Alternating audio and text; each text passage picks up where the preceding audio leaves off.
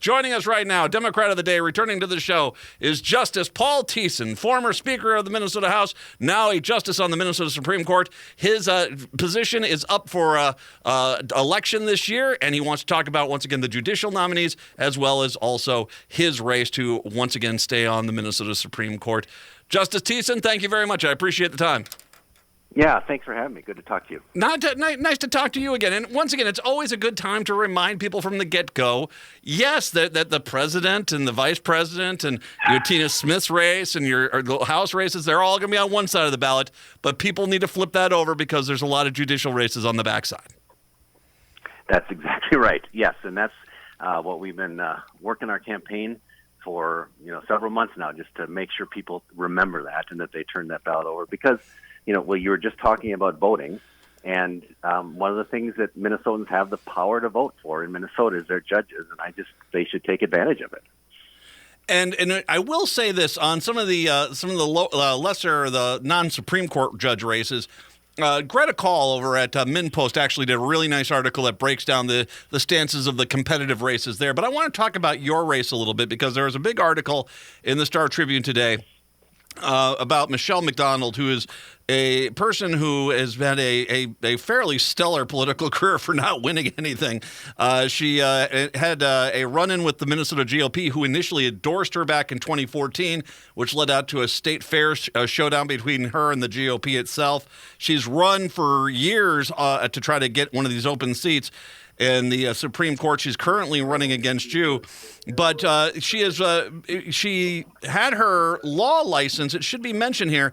This is a new disciplinary action that happened against her. She's been placed under supervised probation for an additional year. She's already on probation for 2 years after a 60-day suspension of her license back in 2018.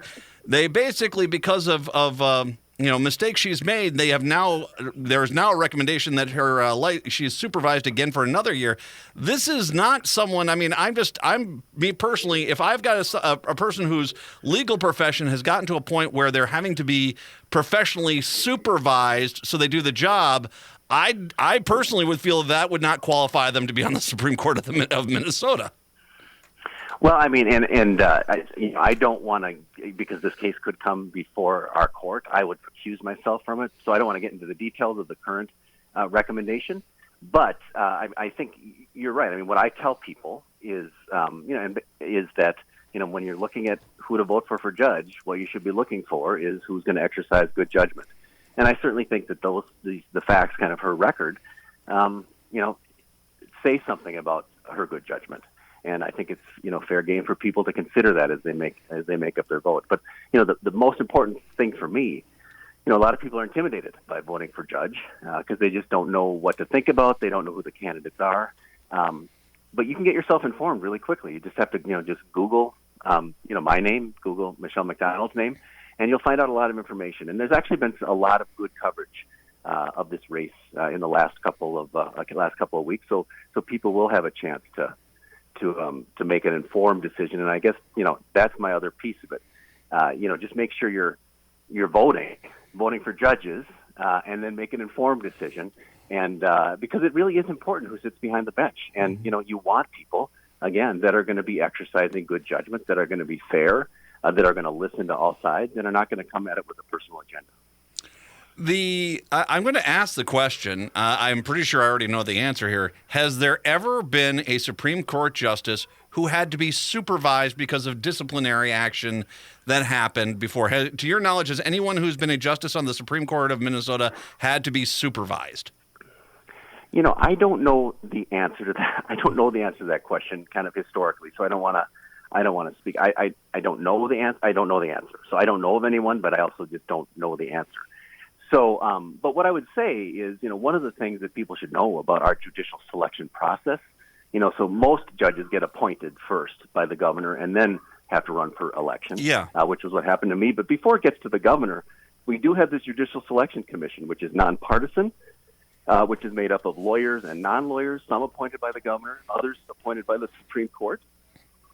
And they do this very detailed vetting process of all the candidates. I went through it. They interview us for an hour, all of the candidates, and then they make recommendations to the governor of 3, maybe 4 people, and the governor kind of sticks with the folks that come out of that recommendation process. So I just think it's one of the reasons that we may not see that very often is because there is such a deep vetting process that goes on for our judges in Minnesota before they ever get appointed. Unlike at the national level where the president can basically, pick the person that he or she wants. Here, by statute, there's this Judicial Selection Commission, and it does kind of constrain and provides, just good research, good background research on all the people that get appointed to the court. Can you answer why Minnesota has that little quirk where, because an argument would be made is, okay, all right, Paul Thissen has been determined to be a top-notch judicial nominee. We put him on the Supreme Court. Why do we then have you up for an election before too long? Why is it different than, say, the U.S. Supreme Court where you're basically appointed and you don't have to worry about having to campaign again? Well, I think, there's advantage and disadvantage to both sides. I think, the founders of Minnesota, this goes back to our, statehood in 1858 that we've elected judges. And I think, the argument, some of the arguments that are being made now about the U.S. Supreme Court and federal judges about, that there are some downsides to lifetime appointments probably motivated, the founders in Minnesota that, maybe we should have folks run for election. There's clearly, countervailing downsides to this, to having judges up for election. But the good news in Minnesota is they have stayed nonpartisan, the elections, and the judge candidates for the most part have stayed, nonpartisan. And so, I think we haven't seen like what's happened in Wisconsin, where the races have gotten very, very partisan and millions of dollars are spent. And I think it has made their court system less functional than ours in some sense. Anyway, so I think it was just this notion that, people should have the power to determine who sits behind the bench because judges, again, make really important decisions that affect fundamental, Minnesotans' lives in fundamental ways, whether they're going to have a roof over their head, whether their family's going to stay together, whether they're going to go to prison, whether our streets are going to be safe, our workplace is going to be fair.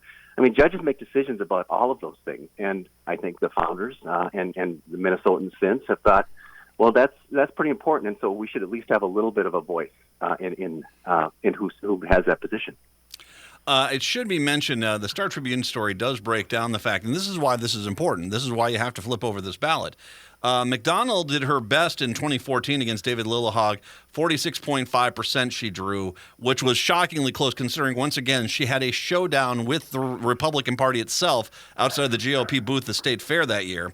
She didn't do that well against Natalie Hudson, 40.8%, but she also did run in 2018. She got 43.7%. The key factor in all those is she did, even if with the issues that she has had in her career, she still has garnered 40% of the vote, which is something we need to factor in, is that there's a lot of people that just look and say, oh, I think she's the Republican, and they vote for her, even though she might have some, professional baggage that comes along with it. They don't really care because they're only looking for that RD race. And I think that that's something we need to make sure we point out. Know the people that you're voting for because, frankly, I'll say this, Justin Thissen deserves another term on the Supreme Court for sure. Well, and I appreciate you saying that, and I'm running because I think that is the case, of course.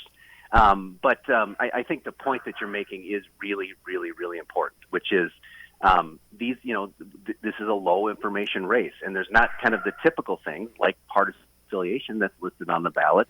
So people have trouble trying to figure out who it is, so they look to to other signals. But if people just take the time, and if people are voting from home, are going to take their ballot into the, take their ballot down, to the spot to drop it off, or if they're going to go vote early in person, or even if they go to the voting booth, you can either do the preparation in advance, and do a 5-minute Google search. It's going to turn up a lot of stuff. We got the Star Tribune endorsement for my campaign. Forum newspapers, which is not a particularly progressive, no, not at newspapers, no. Endorsed our campaign. And there's been quite a few, recent stories about the race, which is great. You're going to find, pretty quickly kind of the information I think that will help people make this decision. And I just encourage people really, inform themselves before they go vote, and then make sure you vote. in the election. And you've heard Justice Thissen on this show, This Today, as well as in the past interview. He is truly taking this as a middle of the road. This is nonpartisan. This is just a Supreme Court race. I'm a candidate. There's another candidate. Look at it. It should be noted that this weekend, Michelle McDonald was up campaigning with Pete Stauber in the Minnesota 8th District. And yes. It was as a Republican. She was, she was not being shy. She was welcomed on the stage by Representative Stauber. She was there.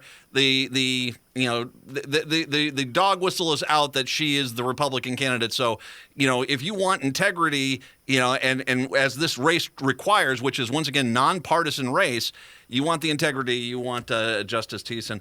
And just one thing on that, and we have been trying to run a very nonpartisan race, and we are getting support from many Republicans as well because of their knowledge of Ms. McDonald's background. Someone like Scott Newman, who's a state senator from kind of the west of the Twin Cities, has been a strong and vocal supporter of my campaign because he wants people on the bench that are going to be responsible, and so this is a bigger tent. This is a big tent, and I think that's important as well, for whatever it's worth. Well, no, it is worth something because Newman and I do not agree on a lot of things. But here we are agreeing on you, which is it tells me actually I need to step back. I'll definitely have to give Newman another look here because that's a bit of integrity. I'm a little surprised by that, but it just shows you. A quality candidate wins out in the long run here.